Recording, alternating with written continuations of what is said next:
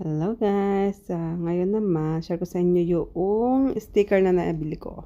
Wall sticker. So magpapalit na kasi ako dun sa kusina at sobrang tagal na yan. Mga 5 or 6 years na rin yung sa wall 6 years. Tapos yung nasa yan is 5 years naman. So matagal-tagal din siya ya. So marami na rin kasing sira. So ayan guys. Pati ito papalitan ko yan at para mabago naman ang ating decor. Diba, may pagkabadi-badi pa tayo ng araw, char. So, nakabili ako ng wall sticker sa net. Pero iba-iba ng kulay. So, nag-search ulit ako dito sa Norway. So, nakita ko naman yun sa Linda. Ngayon, alisin na namin ito. So, mabilis lang naman mag-alis na to guys. Basta meron kang heater gun ba tawag dyan? O gun heater. Yan, mga ganyan. So, mabuti meron yung asawa ko niya sa working place niya. So, hiniram na lang namin. So, dito guys, dito ako naka-order. So, kasi yung una ko na-order is mali ng kulay at sobrang liit lang pala. Sa Temo ko yata yun na-order.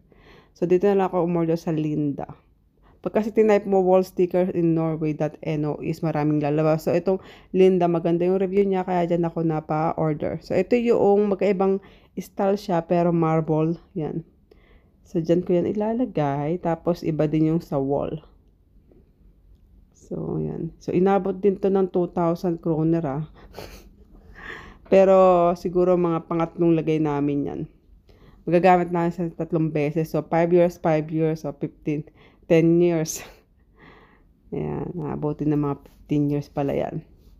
So, madali lang naman ilagay ito guys. Ayan. Kasi, sobrang mahal siguro nung papalitan pa namin yung bank ba. So, dyan muna kami magtiyaga.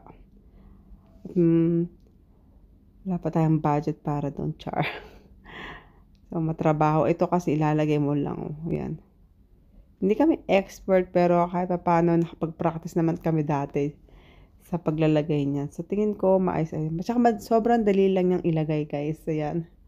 Diba? Mas maganda, mas malaki. Kasi yung nabibili sa Temo, 40 cm to 900 cm.